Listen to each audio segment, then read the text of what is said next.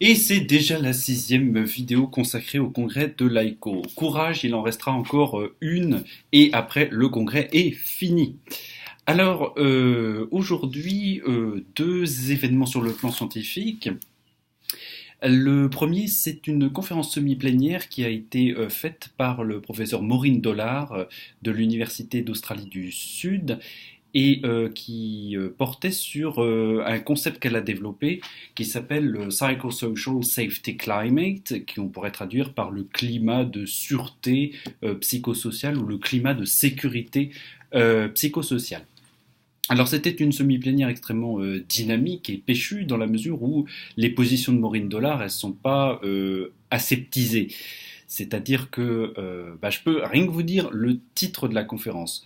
Work Stress, Capitalism and the Idea of Psychosocial Safety Climate.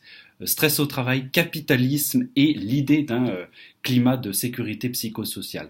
Donc il a quand même beaucoup été question de causes, dirons-nous, macro, à la souffrance au travail, en partant du principe qu'analyser les causes des causes et les causes des causes des causes, ce qu'en français on a plutôt l'habitude d'appeler les déterminants et les déterminants des déterminants du point de vue de l'ergonomie, eh bien ça avait du sens et que la souffrance au travail n'apparaît pas dans un petit îlot dans l'entreprise juste avec des travailleurs. Tout ça s'inscrit dans un contexte économique que Maureen Dollard a rappelé. Donc elle nous a dit clairement sa position est que le stress au travail est un problème social et politique qui entraîne des coûts pour les travailleurs en termes de santé, et des coûts pour les organisations en termes d'absentéisme et de réduction des performances.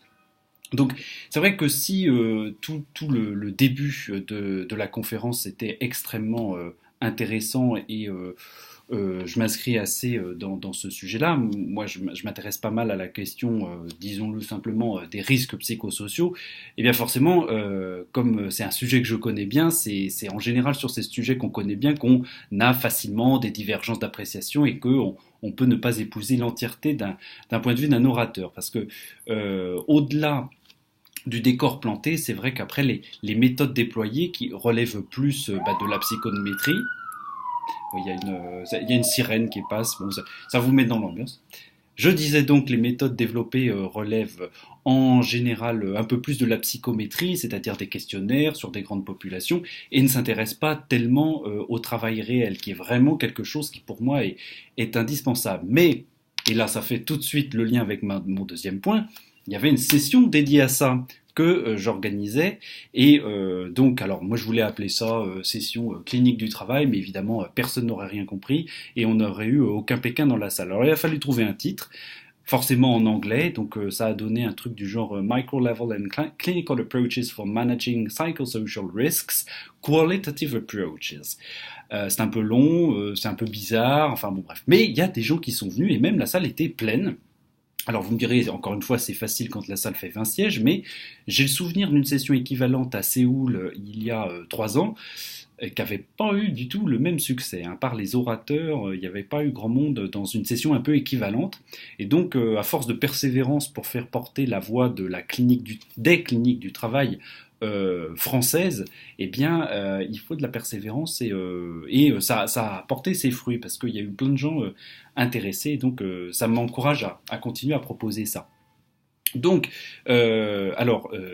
ça a été fait dans le cadre de mon implication dans le comité scientifique WOPS, donc sur les risques psychosociaux, et donc tout l'enjeu était de montrer en quoi ce qui se passe concrètement sur le terrain, en quoi les problèmes concrets des travailleurs à leur travail a un impact jusque dans les risques psychosociaux. Et donc là, on avait 4 présentations. Alors une d'un médecin belge, encore une fois de l'université de Louvain, qui a travaillé sur une population à laquelle on s'intéresse finalement assez peu, qui sont en fait les syndicalistes. Et donc, il a fait une étude qualitative en fait pour comprendre les ressorts dans l'activité, les ressources, mais aussi les contraintes dont disposaient les syndicalistes dans leur activité. Alors ça m'a renvoyé au travail d'une collègue ergonome qui s'appelle Cécile Briec et qui a fait ce même travail dans un syndicat de l'éducation nationale en France. Alors une deuxième communication a porté sur le fonctionnement des services de santé au travail, notamment des services de la MSA. Ils sont clairement nommés dans la communication, donc ça n'est pas confidentiel. Cette intervention a été menée par mon collègue sociologue Georges Munoz de l'Université de Bretagne occidentale. Et donc lui s'est intéressé en fait au fait de savoir en quoi fixer des objectifs quantitatifs aux équipes de santé au travail pouvait être un problème. Et donc il a expliqué en quoi ce qu'il a qualifié de deux mondes sociologiques s'affrontaient entre des tenants d'une politique de santé publique qui était là pour imposer des objectifs chiffrés, en prenant l'exemple d'une formation à donner sur les chutes de hauteur, en disant il y a 6 heures de travail à faire sur les chutes de hauteur, ça c'est l'objectif quantitatif, faisant opposition à des actions locales qui avaient été menées par certaines caisses de MSA sur le long terme, dans la durée, où ils avaient eu des bons résultats en termes d'accidents du travail et qu'il a fallu dégommer le jour où il y en a un qui s'est pointé et qui a dit c'est les 6 heures pour expliquer aux gens que tomber ça fait mal. Et puis deux excellentes communications de mon collègue de santé et travail Bernard Duguet, donc professeur d'ergonomie à Bordeaux. Alors il a présenté une des deux communications en remplacement de son collègue Joanne Petit, également de Bordeaux. Donc la première des deux consistait en fait à travailler sur les approches participatives. Alors ça c'est intéressant parce que c'est très tendance, on dit toujours le participatif c'est bien, etc. Alors déjà, une approche participative, c'est pas gage de la validité de la solution. C'est vrai que souvent quand on est sur le terrain, on fait face à des employeurs qui nous disent, face à des équipements qui sont quand même un peu minables, ah bah oui, mais ça a été participatif, les salariés ont donné leur assentiment pour développer cette bande d'accueil, ce siège, que sais-je encore.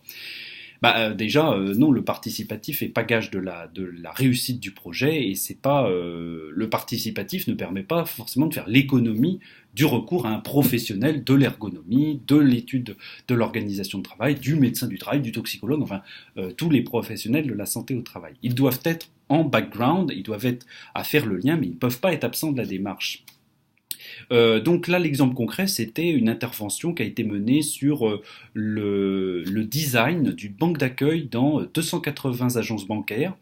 Alors avec un travail très intéressant et notamment, il a expliqué, Bernard Duguet, que l'aménagement de l'espace d'attente avait été assez amusant dans la mesure où ils avaient aménagé des sièges pour que les gamins puissent s'asseoir, dont les gamins évidemment n'utilisaient pas, parce que la plupart des gens ne vont pas à la banque avec leurs gamins, donc prévoir des grands sièges pour que les enfants jouent, ces sièges-là sont plutôt utilisés par les adultes qui attendent eux à la banque. Et donc du coup le personnel voyant une partie des gens assis là où c'est prévu, une autre parquée sur l'espace gamin, ne sait plus qui attend en premier, appelle un client, l'autre attendait depuis plus longtemps et ça commence à se foutre sur la gueule dans la salle d'attente. Eh bien, ça, c'est un exemple très concret de comment l'aménagement d'un espace d'accueil dans une banque peut susciter de la violence entre les usagers, qui va susciter de la violence envers le personnel. Et alors ça, c'est très important de garder ça en tête, c'est que la violence que les salariés subissent en milieu de travail, elle n'est pas sui generis, elle n'apparaît pas comme ça par magie. Il faut s'interroger sur pourquoi à cet endroit et à ce moment, il y a de la violence, et ça peut trouver, pas toujours, mais ça peut trouver, en tout cas il faut donner les moyens de chercher dans le travail qu'est-ce qui suscite ça. C'était un excellent exemple et vraiment cette intervention était très très bien là-dessus. Et une dernière intervention que Bernard a faite sur la question de la subsidiarité. Alors en clair, donc ça a concerné une intervention qu'ils ont faite dans des centres d'appel. En gros, la subsidiarité, c'est en ergonomie le fait que les décisions doivent se prendre au plus bas niveau hiérarchique possible. C'est-à-dire, par exemple, vous avez, je sais pas, l'exemple qu'il prenait, c'était donc dans le centre d'appel, la salariée fait une erreur, elle n'a pas le droit de rappeler le client. Donc elle doit passer l'appel au responsable, donc le N+1, qui lui doit rappeler le client. Voilà, ça c'est un exemple de problème de subsidiarité. Si elle fait l'erreur, pourquoi c'est pas elle qui peut rappeler ?